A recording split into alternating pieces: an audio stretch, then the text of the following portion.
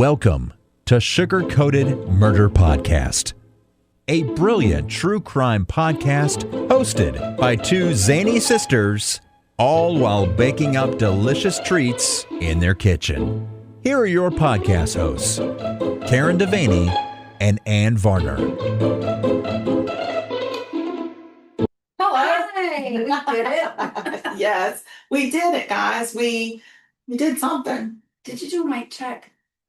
No, but I feel like it's working. That's fine.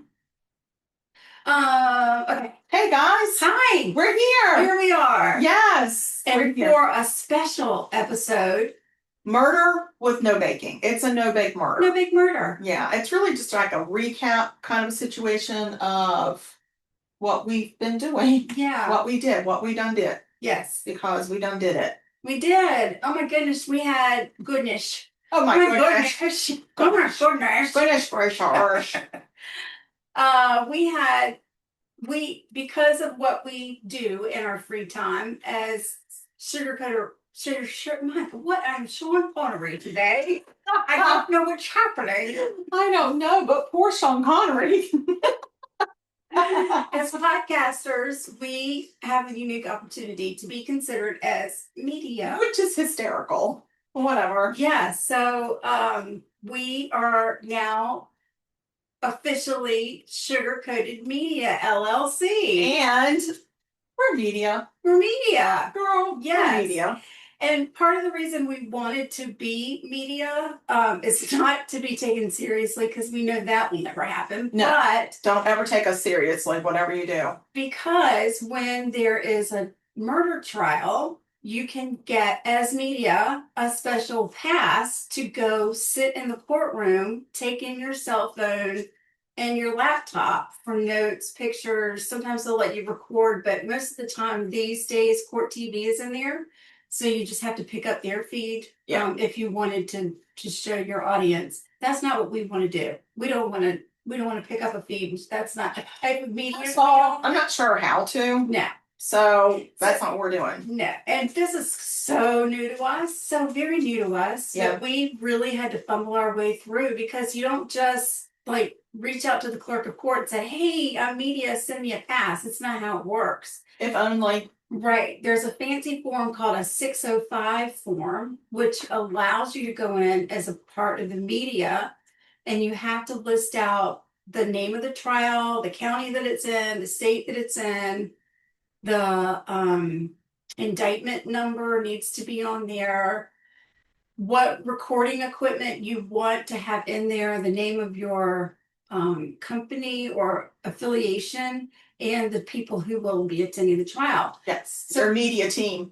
Yes. So once you find that form and you complete it, then you have to submit it to the clerk of the court, and the clerk of the court passes it on to the trial judge.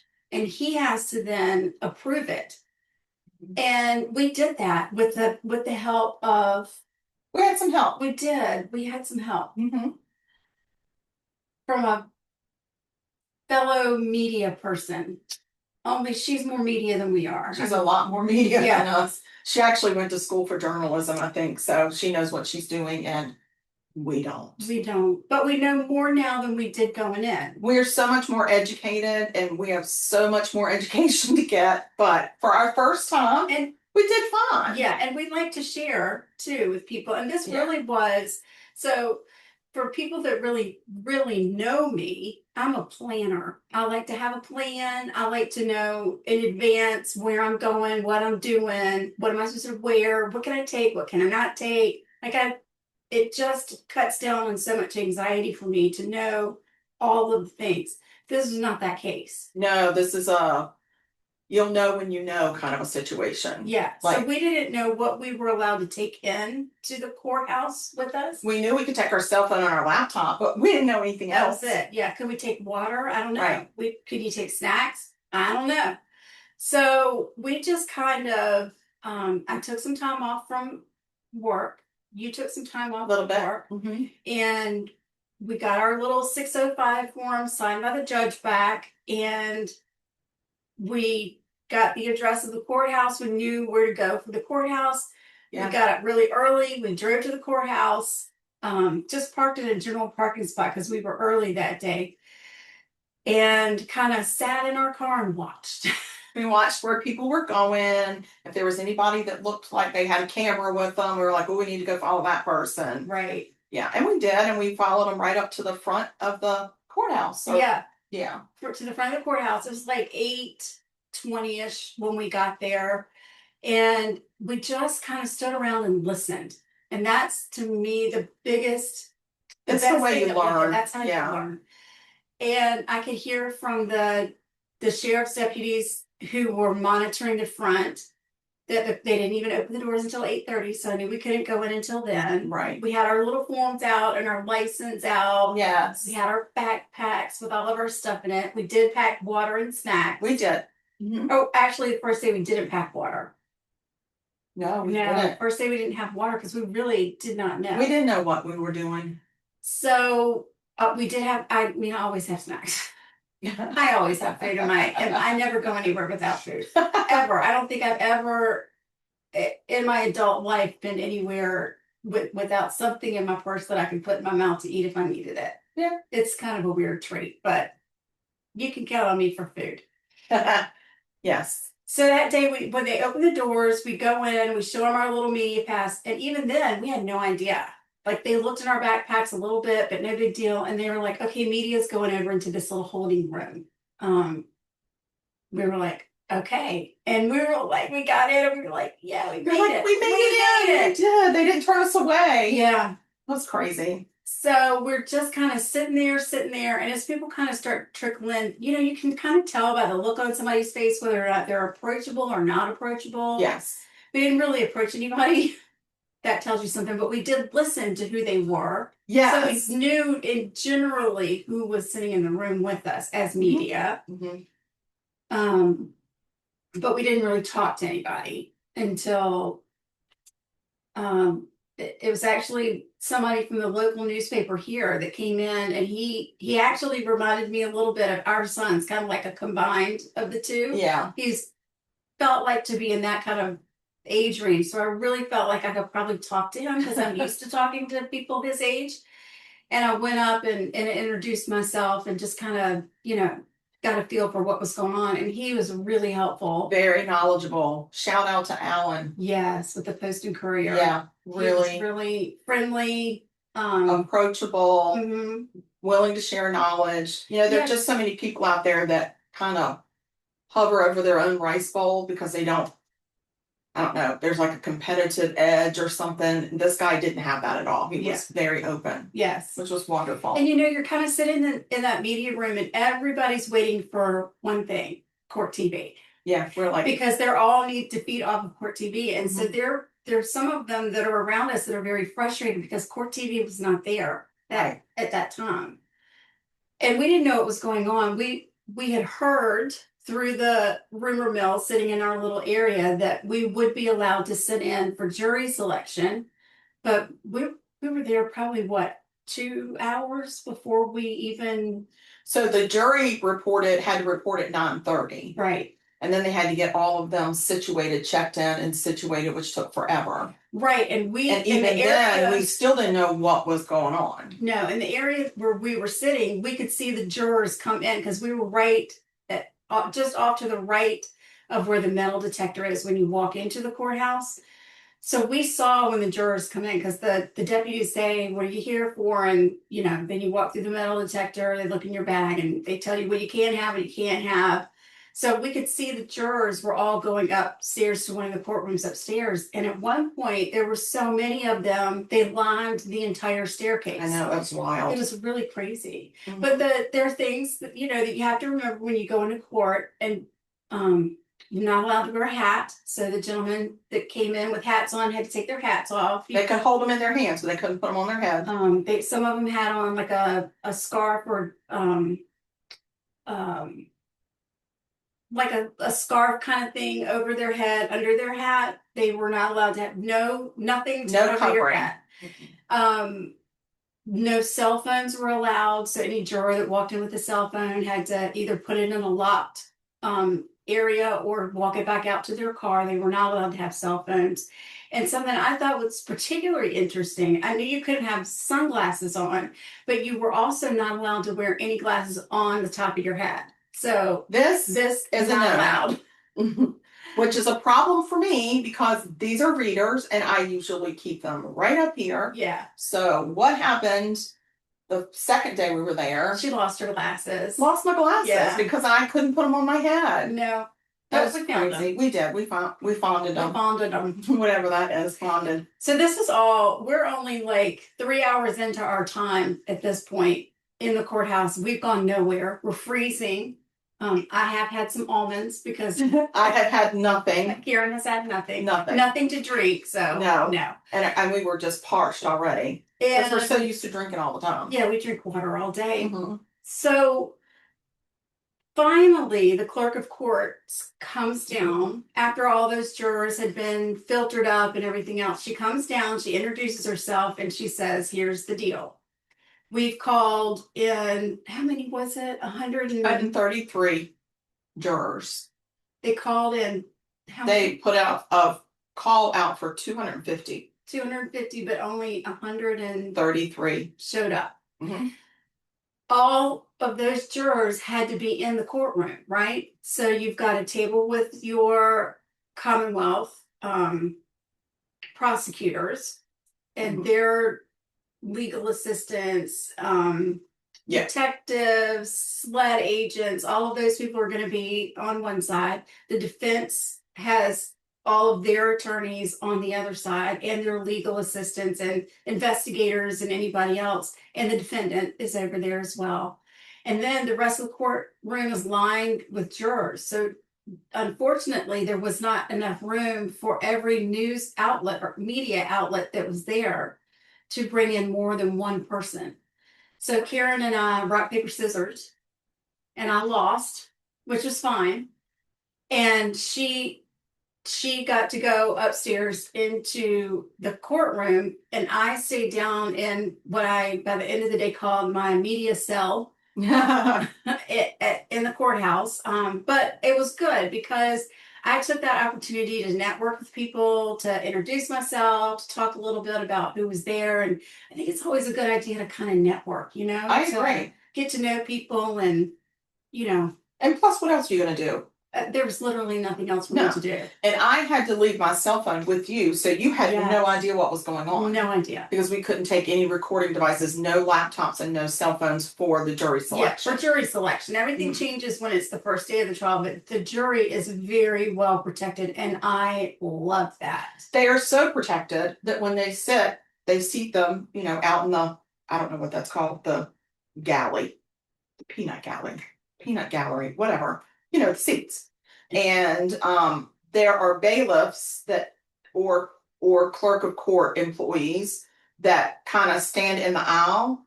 And even like if an attorney has to go to the bathroom, Mhm. they could not walk past the jury. They could not walk down the aisle. They don't want them interacting whatsoever with any potential jurors. Right. No eye contact, no smiling, no winking or anything. So when we went on bathroom breaks, we had to go out the back door behind the judge's Chambers or box. Right. Where you sit. Yeah, Okay. and then behind the courthouse, and then there were some bathrooms back there. But there was no, like, they're very protected, which I think is good. Yeah. And once the doors to the courthouse, to the courtroom close, there are bailiffs and deputies that stand in front of that door and nobody comes in or out Right. during jury selection. Yeah. So they could only, like, I know one juror at one point stood up and I think she must have gone and told the bailiff, I need to use the restroom. And he was like, well, you gotta wait. Oh. So, and then he got on his little, they all have mics, and he got on his little mic, I think, and sorry, oh my God. No. Oh, cutting that out. He got on his little mic and told the clerk of court we need a potty break. Right. So, but anyway, they're very protected, which I think is good. 133 people. So normally for this area, she sends out about 150 to 100 to 150 calls, and usually they get about 75 people that actually show up in person. This time it was so much more because it's a high profile trial. Whoa, that's a Wow, lot. yeah. That's a lot. It's a high profile trial. High profile trial. And so they wanted to have a huge jury pool. Right. I felt like that it was heavy on the men. I Mhm. thought there were more men than women, but when they actually seated the jury, it was almost all women. That's crazy. So that was real interesting. And they go through like exceptions. The judge came out, he's very personable, he's not a doctor.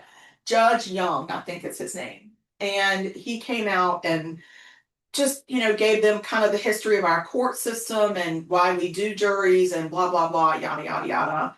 And then, history. So back up a little bit and tell us what it was like so the clerk of court escorted the media folks upstairs and there were 8 of you. There were 8 of us. So she had procured out of like a conference room, some rolling conference room chairs that she put 3 on one side and then 5 on the other side. I was with the 5. Okay. And I was sitting next to a bailiff and a deputy. And then next to them was a defense overflow table that had probably 10 boxes of files. Oh, wow. And then it had, I would say, probably 1 attorney and then 4 or 5, like, maybe paralegals or legal assistants. Mhm. So it was a lot. And it was, it's packed in there. And I thought it was interesting because so the judge is explaining this and he's like, we're just going to go through some overall general questions first to see if anybody qualifies for an exception, which would mean that you wouldn't have to stay for jury duty. One of the things was if you're 65 years or older, you can just choose. You don't even have to have an excuse. You can just be like, I don't want to do it. Right. So there was a 77-year-old man who stood up and said he didn't want to do it. And the judge released him. That was good. Once you get released, they do let you leave. You don't Right. have to stay there all day. That's good. There were some people that had some childcare problems. They had a couple people that took care of their elderly parents. They had some people who had job conflicts. There was one little girl that went up and I think because at this point, in the beginning, it's like general. Stand up if you're under the age of 18. Stand up if you're not a citizen of the United States. That's the stuff that you can't be a juror if you don't at least meet those requirements. Right. Stand up if you struggle with the English language. Or if you have seen somebody struggling with the English language, they might not understand what I'm telling them right now. So please let us know if you think somebody else is struggling with the English language. I'm like, oh my God. And those were just general things. And then when it got a little bit more down in the nitty gritty, the judge was at a table and when people like had a conflict with work, they would walk over and they would walk up to the judge one at a time. Right. Both attorney tables would send a representative and there was a deputy next to the judge. And then they would tell him off mic what their thing was. And most of them, he was just like, okay, you're released. One little girl, he said she was the last one to go up. And I don't know what she said to him, but he was like, yeah, I think I'm going to keep you. And he did not excuse her. She had to go sit back down. I know. So, and then, there was just like, so they introduced the defendant, which I had no idea they do that in jury selection. And it's, this is the defendant. His name is Michael Colucci. If you are related to him, acquainted with him, know him, familiar with him, please stand up. Right. And there were some people who stood up. There was one guy that said his family had bought jewelry from Michael's family. Right. And they lived in the same community. And so he kind of knows him. Right. But he stayed.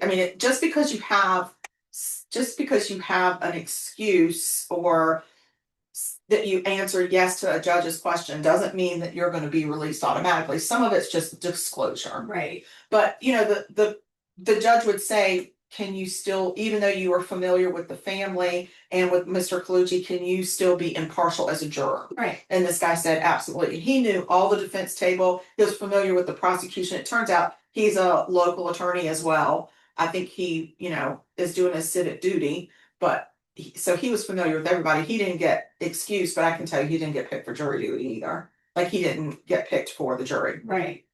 So, so it got to be about 2:30 and they broke for lunch. And when they were coming back from lunch is when the attorneys get a chance to like ask their questions. Right. And then they strike this attorney, or they have to agree on striking. They get so many strikes, and then they have to agree on striking somebody. Right. So we didn't go back for that because I was hungry. Yeah, I mean, And I had had no water all day. I had had very little coffee in the morning because we left at the crack house of dawn. Right. And so I was just like, Sugar, if you want to go in there and sit through that, you can. But I don't. I, at that point, said there's no way they are going to have a jury seated today. Right. There's no way. And clerk of court, Miss Dupree, she's like, I'm determined we're going to have a jury because it costs me money every time I have to bring all these people back. Right. And, you know, she's renting space for people to park. Like she rented space for the media to park. And We stuff didn't know like that on the first day. First day we didn't know. The second day we took advantage. So we didn't go back after that. But at the end of the day, they had seated their jury. Yeah. And I was like, oh my gosh. So they ended up picking 8 women and 4 men, and then 4 alternates. And they were all female as well. So I Right. thought that was really It interesting. is interesting. I, of course, had no idea who they were because we never got to see them. No, and we did. I mean, we were hungry, we were tired. We'd been there since 8:30. Yeah. It was about an hour drive home. Yeah. We needed to eat. Oh gosh. Yeah. We were like, I'm done. I can't do this. I'm gonna. I'd packed lunch, but by then, I mean, it's 100 degrees outside in South Carolina, so my lunch was no longer good. No. It needed to depart. depart. So then that leads us to the second day. And the second day we went in, and here's what I thought was going to happen. I thought we were going to walk into that courtroom at 9:00. There was a pre-trial motion to dismiss. I thought that'll take 30 minutes, and then they'll probably bring the jury in. Right. Well, then we got there, and we heard through the rumor mill that the jury's call time was not until 2 p.m. Yeah. And I'm like, wait, what are we going to be doing until 2 o'clock with no jury? Right. I had no idea what this hearing was gonna be. I didn't understand. I thought it was just gonna be, we want this dismissed and this is why, and the judge was gonna be like, okay, good try, but no. Well, that is not what happened at all. No, and the day before, when the clerk of court came down, she did hand out copies of the motion to dismiss to a couple of people that she's familiar with, people that she probably has been in courts with before. Like Alan. Yeah, like the guy from Post and Courier and the people from Yeah. Dateline. They were on like first name basis. I don't think they're friends. I think he's just been to so many trials cases. at that courthouse that she's familiar with him. Yeah. So we didn't get it, but Alan did let us take a look at his, and then we followed Mandy Matney, True Sunlight podcast, and she had posted it on her page, so we did get a chance to review it the night before. Yeah. And basically, the motion to dismiss involved a violation of the Brady Law. Do you want to tell them about that? So, I am not an attorney and I am not a paralegal, but I'm going to explain this as best as I can. It has to do with prejudice. So, if something, according to the Brady Law, if something is either withheld or disclosed that could prejudice the jury, or if it could have prejudiced the judge, if it could have prejudiced The grand jury, like all the way back to the beginning, not just this trial, but at any point in this from 2018 when the first trial happened, all the way through the second trial, if there was anything that could have prejudiced, then it fell under the Brady Law. So, and I mean, it was interesting to hear them talk about it and explain it and go back and forth with the judge, because the judge was really good. He would ask them questions. He didn't just like let them have a spiel and then sit down. He was engaged. And then they started. Well, let's back up just a little bit. So that's what the motion was about. So day 2, we go in, we find out that the jurors won't be there until 2. And Karen and I were just going with the flow, doing what everybody else was doing. That's what we do. And the clerk of court did come downstairs and she got all of us. And because all of those jurors, except for 12 of them, were no longer from 133 to 12. So we've got a lot more space in that. Plenty of room for everybody from all the media outlets, and Court TV had been there the night before Yeah. and gotten all of their equipment set up. So the people from Court TV were upstairs. The behind the scenes people, we didn't see any of the big time reporters that you see on Court TV. No. So we all go upstairs. There's some confusion about water. So when you go in to the courtroom, you can't take in a cup. So you can't take in any kind of a cup with water. You can't take in your comfort cup. No, which I think they need to rewrite the law because there's so many of us that have comfort cups. Yes, true, very true. Yeah. You can take in a bottle of water, but you have to take the logo off. The label. The label. Right. Take off the label, and it has to be in a bag. You can't just be walking around with it. Right. So it's got to be like in a backpack or a shopping bag, but the shopping bag can't have a logo on it either. There can be no logos in the courtroom. Logos. Right.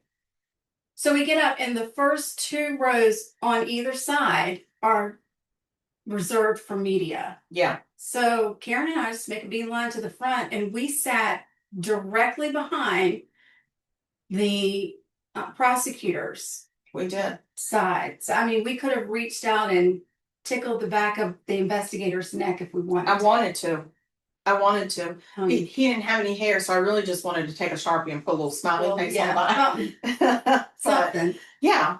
So then it started. Yeah, and by this time we were having rolling conversations with these people that we've been networking with. Yeah. Yeah. So we're on first name basis, like at that point with a few of them. Yeah. And and they kind of know our story, we know their story, so that's kind of cool. Yeah. And so then they started, and it was a wild ride. It really was. I kept thinking, oh, they're never going to get this. And then I was like, oh, wait, I think they're going to get this. Oh, no, they're not. Like, I just went back and forth, but I didn't realize. So this motion, it turned into be like a little mini trial, right? A little bit, yeah. Where the defense gets up, they call witnesses, they ask questions. And no jury. There's no jury present. It's just the media and the rest of the people. Yeah. And the supporters of whoever. Yes. And they called Sarah Colucci's mother, Barbara Moore. She was the first one on the stand, and I felt like the defense attorney handled her with care. He did a very good job. I thought he was very respectful. Yes. To her. I was very worried. I was too. Because she seemed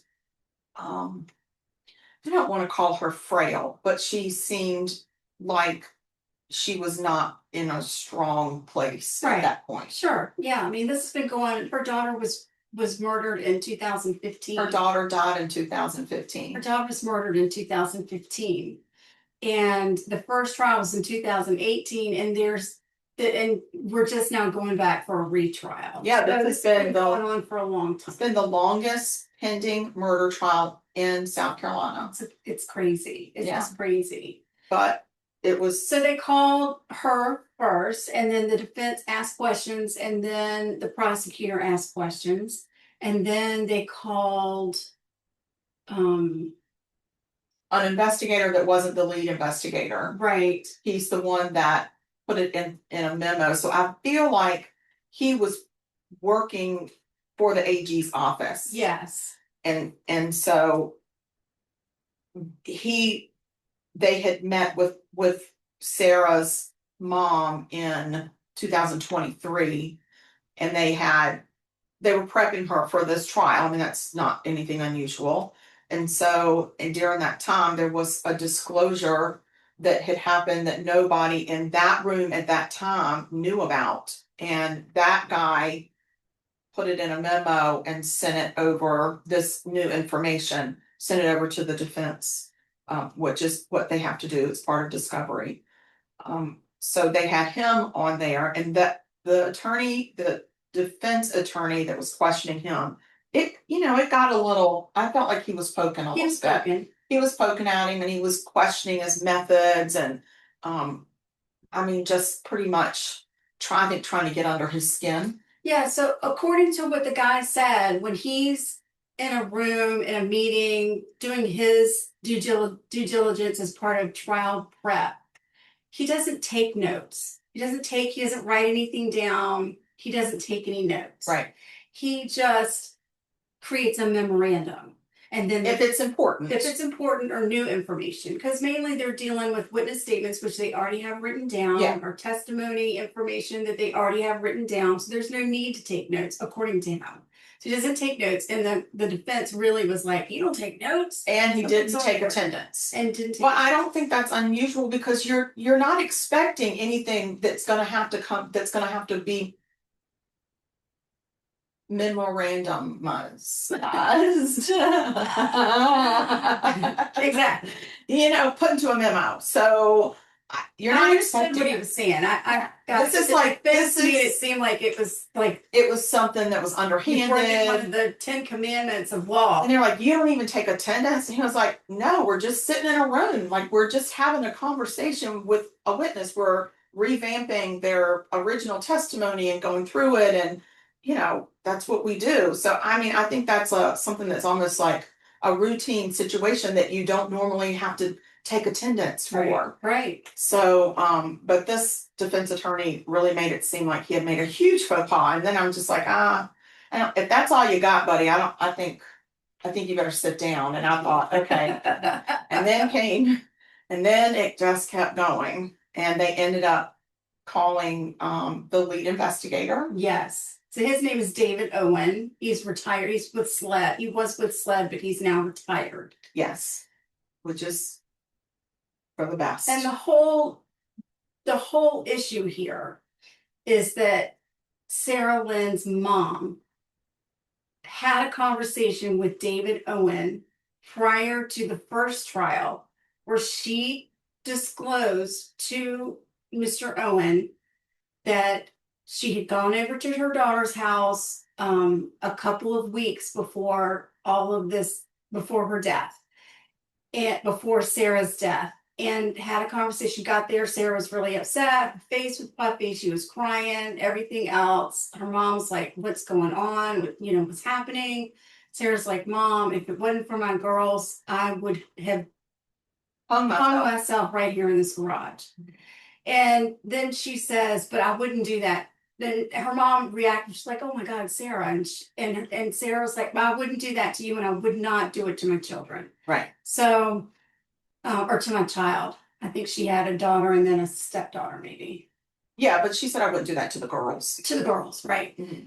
And that comment right there about her indicating that she might want to hang herself in the garage is the comment that Mr. Owen never told anybody. Right. So Okay. Supposedly he was in his squad car on duty and he's like driving around doing whatever they do. Just giving updates, so he'll call and give updates while he's on the road. Right. And so. But again, they're taking notes. He didn't take notes because he's driving. And so just like we're not supposed to text and drive, you're not supposed to take notes and drive either.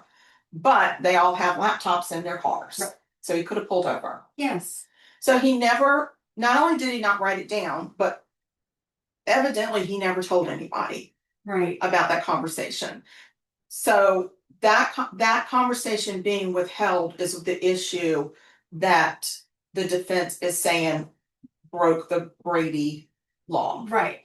But in a lot of the evidence, Sarah Lynn had threatened to commit suicide many times before. She was an alcoholic. She was a drug addict. She had been married before her marriage to Michael Colucci. And in that marriage, her first husband evidently was on LSD or had mixed some drugs while he was maybe at work and ended up stabbing himself 26 times. I can't imagine. And died from those injuries. And at the anniversary of his death, she would have a really hard time. A really, really hard time. And this happened to be the month of that anniversary. Right. So she was really upset. She was in a bad marriage. They were toxic. And I think had been talk about separating. Yes.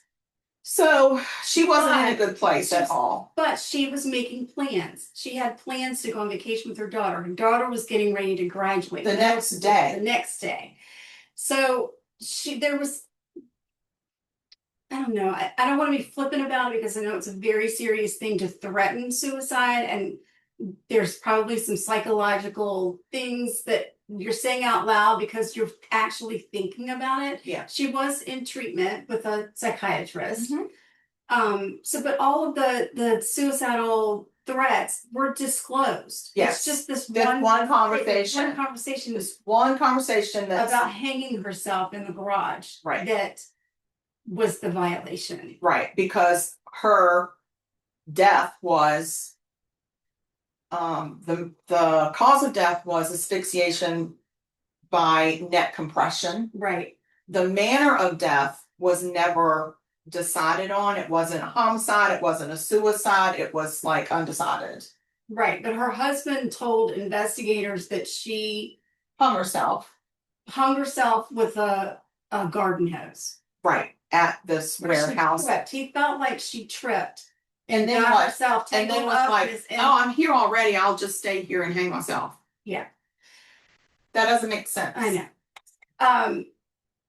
Yeah. So they asked David Owen about it. He freely admits he did not write it down. He did not tell anybody. Now he's retired now, like I said. Yeah. So I mean, His job isn't on the line. He his can job just is not say, on the hey, it is line. what it is. I Yeah. didn't write it down. That's the end of it. And that was kind of his attitude, was like, I didn't write it down. I didn't think it was that important. No, he didn't say that. Okay. He did not say that. He said, I just didn't said, write I it down. didn't write it down. I didn't write it down. And then it was, why didn't you? And he was like, I don't know. I just Because did. I was on the road. I was on the road. I was driving. He was like, well, why wouldn't you write that down when you got? And he was 2 months into the job. Yes. Right? He had been on the job for 2 months, Yes. and he covered 12 counties. He was busy. He was very busy. I'm not justifying that he didn't write it down. I can tell you that But- he did not do it with malintent. It did not seem that he did No. it with malintent. I don't think so. But I don't think that he, that's a very big I mistake think to he- make as the lead investigator. I agree, but I also don't think that he really, in his mind, he probably thought she was just talking suicide. Yes, because she had so many times before. She had before they were discovering that, and this was 2 weeks before 2 weeks. It wasn't before the day the before. murder. Right. It's not like the night before she called her mom and said, I'm gonna hang myself, and then was hung. Right. I think it was 2 weeks before, and it was during a really particularly bad moment, and her mother actually wanted to take her to the hospital to get her some help. Michael said, I can get her calmed down if you can just take the kids. And then so she never went to the hospital, but I did catch that the prosecutor did ask her, you wanted to take her to the hospital because she was threatening suicide? And she said, no, I wanted to take her to get help for her alcoholism. Right. So, Which to me indicates the mother had heard these threats before. and didn't believe it, Right. but felt like her daughter had a major addiction problem. It was causing severe depression, loss of coping skills, and she needed some help. Right. So anyway, that's kind of where we went with it. But then another witness came onto the stand. Oh Lord. I will let you take over that because I will massacre her name. Okay. Well, if you watched the first trial at all, the prosecutor in that trial, the main prosecutor, her name was Megan Birchstead. She's now Megan Burleson. Yes. She's no longer with the AG's office. She works at a different, Law firm. no, it's not a law firm. She's still with the state. I can't, it's not coming to me. But anyway, I didn't particularly care for her in the first trial. I know as a journalist, I'm not supposed to give my opinion. But Thank in God my we're not opinion- real journalists In because we have opinions. I felt like she was very flippant, and I just didn't. I don't know. She just came across I gotta tell you, as not the if best. what we witnessed that day was her personality, Yeah. she doesn't have the greatest personality. So in my opinion, as a non-journalist journalist. yes. So I had actually seen her come in before this all started, before the mini trial started. I saw her come in and she was kind of stomping like she was mad. I was like, that's kind of weird. And then I just didn't think anything of it. And they called her to the stand. And when she walked in, she was like a damn herd of elephants coming down. And she's not a big Middle. girl. She's a little girl. Yes. But she is mighty. Mighty. She's full of anger energy. Like to the point where she had a cup of water, a styrofoam cup of water in her hand. And when she was getting sworn in, she had to put that styrofoam cup down and she slammed it. I thought she broke sure it. It had broken because it was such a loud slam. Yeah. So she could, swear to tell the truth, the whole truth, and nothing but the truth. And she never took her handbag, off her shoulder. She had like a tote or something. Yeah, she never took it off her shoulder. So she sits down and she's got a major attitude right from the get-go. I'm thinking, what is happening? Yeah. And the attorney, the same one that questioned Sarah Lynn's mother, for the defense, gets up and the first thing he says is, I'm so sorry that we had to subpoena you on such short notice. And she said, I don't think you are sorry. I think you know exactly what you were doing. I mean, oh my gosh. And then she starts going she's like, you've known this, you've had this information for 2 years, and now you've decided to call me in. Right. And question me. Oh my gosh. She was not a happy camper. She's like, and so he's again, is like, well, we apologize for the inconvenience. And she's like, I don't think you do. I don't think you mean that, but thanks. I don't think you're sorry, but thanks for the apology. And then she was like, well, and first, can you tell me your name? I'd like to know who I'm speaking to. And the defense attorney said, no. No, I don't have to give you my name. That's right. Oh my goodness. It was like, everybody was. Yeah, so we've been in the audience. Barbara Moore. Right. And then we've been through an investigator with the AG's office who is very poised and collected. Yes. Then we've gone to retired David Owen, who again is comfortable up there. Yes. He's relaxed. He's like, this is what happened. He doesn't really apologize for it, but it's like, it is what it is. Like, right. it is what it is. I didn't write it down. End of story. So, and then we get Monster Mash. Oh my God. What's like a force to be reckoned with. I wouldn't want to be on her bad side. No. Not at all. And I think you have a certain way that you feel like attorneys should carry themselves. You definitely expect some type of decorum that's even above what you would expect from anybody else except for the judge in the courtroom. Yeah.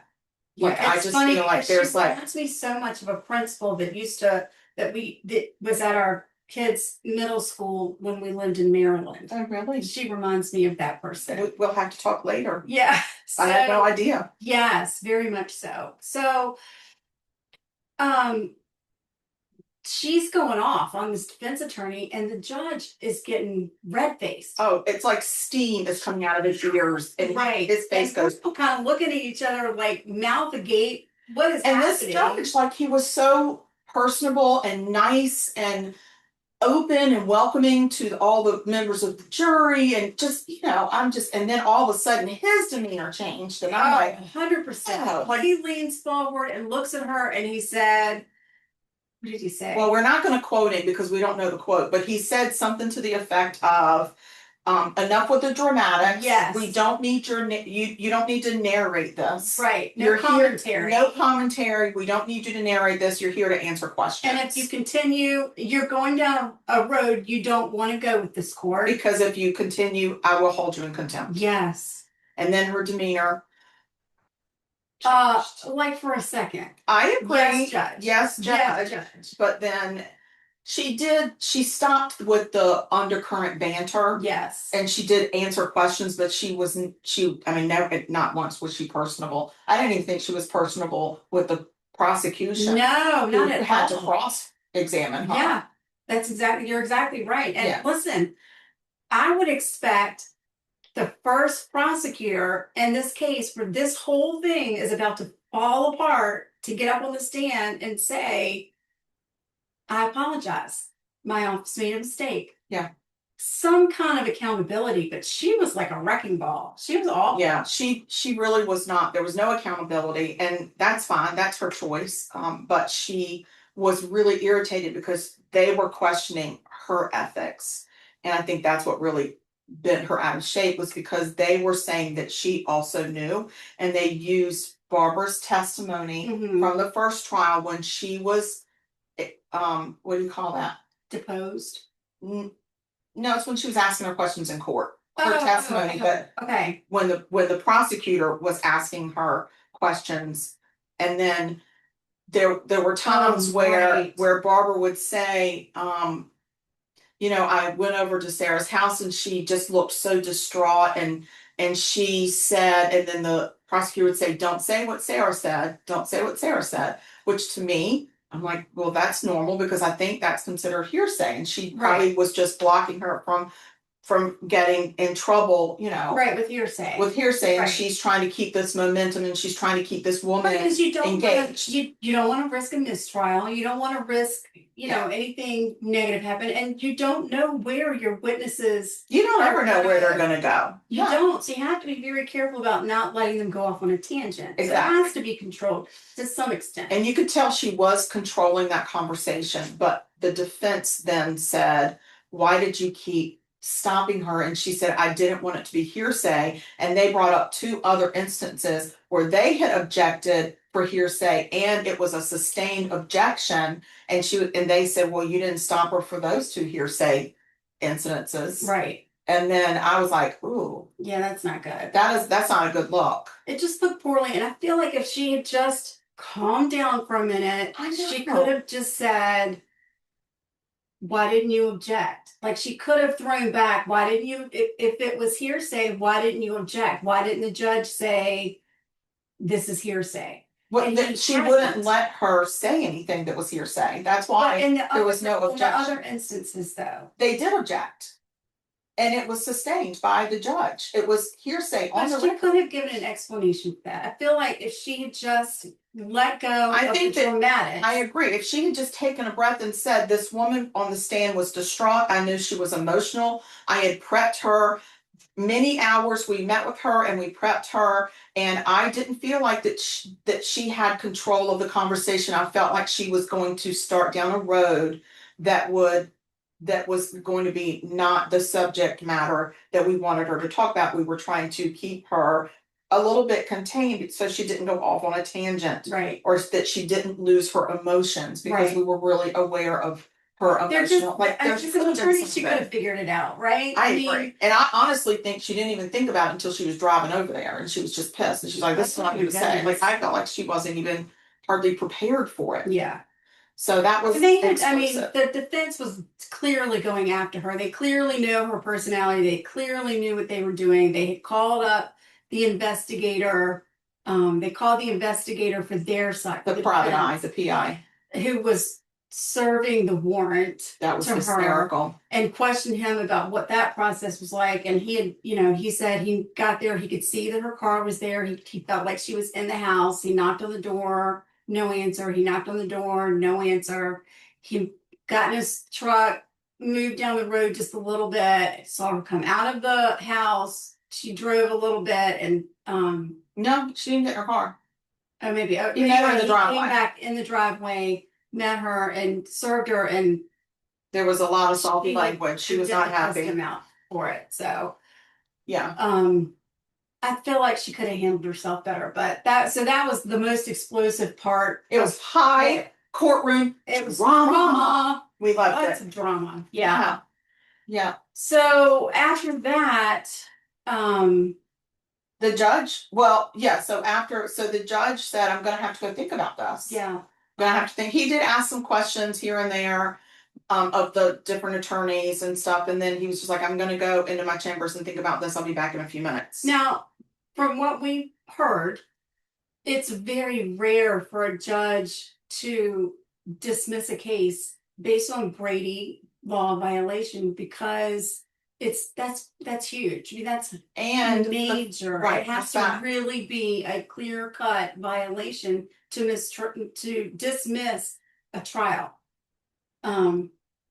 So we didn't think it was going to happen. We were like, no way. Yeah, I was like, okay, so the judge is gone. He's gone, and he's gone, and he's gone. We're popping nuts in our mouth. We're like sneaking food into our mouths. We split a kind bar. Yes, we did. We did have our bottles of water. We had some water with us, so we were drinking our water.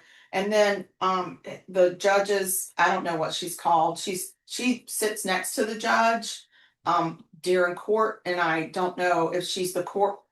Is she the court reporter? No. She's the judge's assistant. Okay. She's the legal. She's the whatever. Judge's assistant, and she came out and said the judge said he's going to be another 30 minutes, so feel free to roam about if you need to get up and stretch or whatever. And we're like, oh my gosh, I think he had lunch. At this point, we were like, it's not looking good if he's not calling us to go to lunch. Yeah. Like, how is this going to Well, work? and it kept getting closer and closer to 2, and we were like, wait, are we going to get lunch today? Because the jury's going to come in at 2. So what are we going to do? Yeah.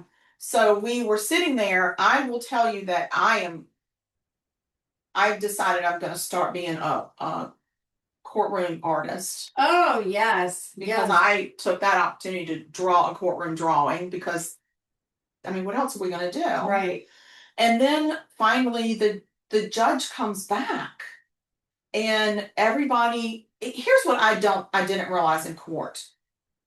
When the judge is about to enter chambers and they say all rise, you don't get any pre-warning. No. Like I wanted somebody to say, the judge is coming. Everybody get ready. But there is there's none of that. So you literally are afraid to leave your seat. Yeah, I have to get a bathroom. Yeah. I mean, you're Like, just afraid to get up and go. Yeah, I had gone to the bathroom and I had gone to take a phone call, and then I came back and when she came out and said it's gonna be another 30 minutes, I was like, there's my chance. I'm gonna go to the bathroom. Yeah. And then and very clean bathrooms in that courthouse. Quite impressed. The whole courthouse was spotless. I thought everywhere we went in there was very clean. Yeah. So anyway, we so we're sitting there and the judge comes out and he starts talking, and eventually he just says we can't have this kind of conduct in our courtrooms. We can't, and in our justice system, and the prosecutor's office needs to do better. Yeah. And can't let it slide. We can't let this slide. And so what he ended up doing was he quashed the indictment, which means anything that happened from the grand jury till that moment, it was gone. It was just deleted. It was just like none of that counted. Michael Colucci was in the courtroom with an ankle monitor on. He's had an ankle monitor on since 2018. Yeah. Well, probably since before then, because his trial was 2018. Whenever they arrested him and he made bond, he's probably been living with an ankle monitor for all these years. Right. And he walked out a free man. No ankle monitor. So bond release, they're as of today, there are no charges against him anymore. Free man. He's completely free. He's as free as me and you. Yeah, we could see him at dinner next week. We could, and I'll take a picture. So I did get some good pictures though of him. You really did. Yeah. So somebody said I should reach out to the media outlets and let them know. I have no idea how to even do that. So whatever. I'm sure that's there goes my 15 minutes of fame right now. Yeah. Whatever. We're good. But this is what's going to make me the most famous. Oh, I'm getting ready to disclose to you guys my courtroom drawing, and we are going to auction this off. You can email us with your bids. We're going to start the bids at $1 to at least try very expensive. Well, I'm trying to cover the cost of my Crayola pencils and my sketch pad. $1. Okay, we're going to start it at $1, but I'm hoping we get a little bit more than that. The sketch pad and those Crayolas are not. Now, I only got the 8 Crayolas. I didn't get the 12. I'm fine with that. Yeah. So maybe if we auction it off, whatever money we make, we can give to a victims advocate group. Absolutely, that's such a great idea. Yeah, we will. So it needs to be more than $1, or that's going to be embarrassing. To just send him $1. Here's $1. $10 for the victim advocacy fund. Here's $1. Buy him a bottle of water. Can't even do that anymore. No. So anyway, drum roll, please. Here it is, guys. Oh, it's very hard to see. Oh, there you go. That's better. So can you tell us what's in that picture? Yes, I will. So up here, this is the judge. See, he's high up. The judge. He has on glasses. He's got on a robe. Does he have a big mustache? He does. That's actually supposed to be his stubble on his beard. Okay. But I didn't get it in the right place, and he does have a little bit of hair on top. That's the judge. This down here is the defense attorney at the podium, Oh, yes. and I've that's the seen back that. of his head. He had a little bit of hair back there, Right. right? And then up here, this right here is the big video screen where they actually play parts of Barbara Moore's testimony from the first trial. Right. So this is her. She had on a red suit that day. She had very pretty hair, and so I captured that right there. And then this little thing right here, what's her name? Megan. Megan. This is Megan. She's on the stand. She's not happy. This is all of her anger radiating from her head because she was She's so mad. It was like her aura was anger. Her energy was anger. When she moved through the courtroom, you could actually feel her energy pass by you. Like just woof. She was so anyway, and then down here I don't know if you can see it. I don't know. Oh, yes, there you go. I have Burleson on the stand. I don't know what it says. It says under defense questioning, and then I've signed it and I've dated it. Oh, wow. So very valuable piece of I don't mind saying we could actually start it at $1.50. Whoa, slow down. But we're only taking those bids in 50-cent increments. So don't say I want to outbid somebody and bid $1.72. You go up. We're gonna start it at $1.50. You can go to $2.50 or $250.50. Okay. Yeah. So that's what's gonna make me famous. We're taking. Okay. All right. Right. We're taking bids. We're gonna take bids because America. America. Because America. Yes. We're gonna take bids and then we will get in touch with the winner. Oh yeah. Mhm. Yes, and we'll get it to them. We'll get it to them. Yes. Yeah. So, and that's what's going to make me famous. That is going to not make you famous. Not the pictures of Michael Colucci with his hand on his forehead, like I can't believe this is happening. We couldn't believe it was happening either. Yeah. Don't mind me. I'm going back in here. I'm going to give y'all some information. Keep talking. Oh well. I know it's yeah. It's a lot. And that's I don't know what to say. Oh, see, I put you on the. You put me on the spot. I had said all my words, and now you're saying say more. Say more. Usually I say less. Say less. Anyway. Okay, I'm going to give you the information right this minute. Okay. If you live in the state of South Carolina, yes, and you have strong feelings that Michael Colucci needs to go to trial for the murder of his wife, and you want to put pressure on our Attorney General, who is running for governor, you can reach out to him on Insta. You can tag him. You can reach out to him on Instagram at Alan Wilson SC is his handle. You can go into True Sunlight podcast. That's the Mandy Matney podcast, and she actually has a big post on there about holding Michael Colucci accountable, and that Attorney Wilson has the ability to recharge, refile the charges, go to the grand jury, handle it, do it the way it should be done, but to get closure and justice for the family. You can share her, you can tag him in her Instagram post about that. Or you can just send a message right to him. You can go on to the South Carolina Attorney General's webpage, and you can contact Alan Wilson there and just let him know how you feel. It's your right as a citizen of South Carolina. And with him, running for governor. Yeah, maybe he'll listen. Maybe he'll listen to the people of South Carolina. Or maybe you don't feel passionately about it, or maybe you feel like that it was justice. It was justice, and he needed to be a free man. So, however you feel, but if you feel passionately that he needs to try that case, it wouldn't hurt to reach out. It's not going to be like he's going to reach out back to you and say, "Don't send me messages." He's a public servant. He is a public servant, and that's part of his job is to hear from the people that he serves. And hopefully, this will be a lesson for investigators. This should definitely be in a training manual. Like this happened, and this was the result. Yes. How can we do better? This is not what we want to do. How can we do better? Yeah. Do better. This was a very big, very important case. Well, first of all, I have a problem with our state having our investigators that are so stretched so thinly. Yeah, over 12 counties. That's Too much. right. Too much. And maybe back when they started doing that, there were a lot less murders that they dealt with. I don't think so. Right. But I just think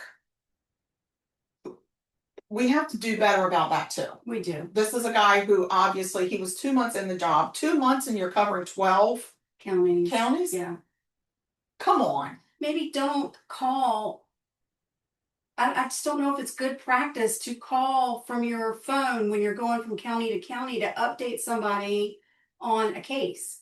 Because what if the new information comes out? It just, Yeah. unless it's a recorded line, I just don't know that it's a good idea. I don't know. And there may Yeah, be maybe more some- to it that we don't know that happen behind the scenes. Of course there is. I guarantee We it. could just be looking at it from a very Pollyanna Polyps. We have polyps. We're perspective. looking at it through the polyps. So, because it's not like we're lawyers or trial investigators, and we do have opinions, and we do live in South Carolina, and we have been following this trial for quite some time. We have So, that. Yes, we did. You covered it. yes. I mean, I think it was like one of our third or fourth episodes. it That's how. was. And this one is. I don't even know what episode this is anymore. I don't know. It's like 153 and a half. Right. Because I don't even know how to call this an episode. Right. So anyway, but thanks for hanging out with us, guys. Yes, and for getting the deep dive into the behind the scenes. Yes, and speaking of deep dive, I've heard from a couple of people that listened to the deep dive on the Menendez brothers and they really enjoyed it. Mhm. And they've asked, what else can we deep dive? Oh. So my question out to our listeners is, what court case do you want us to do a deep dive on? Yeah, If you've got, we'll deep dive all day long. We are deep diver. We're deep diving divas. Devotees. Oh, okay. Oh, divas. Yeah, we're deep diving diva, Divas. devoted Deep divas. diving divas. Whatever. Anyway, we don't know what any of those words mean. We're just saying, if you have a case that you think needs us to dig into it, let us know and we will certainly do it. Yeah, and one other thing, stay sweet and don't murder. If you murder, we will talk about you. And even if you get off on some technicality, we're still going to talk Probably about still you. going to talk about you. We're going to talk about you. And we're going to get in touch with the Attorney General about it. We probably will. All right, There you guys. go. Have a good Head on a week. swivel. Stay sweet. Peace out. Bye. This has been Sugar Coated Murder Podcast, a deliciously entertaining true crime podcast. Like what you heard? You can always explore past episodes by visiting sugarcoatedpod.com. Don't forget to like our Facebook fan page and share with friends. Thanks for listening to Sugar Coated Murder Podcast.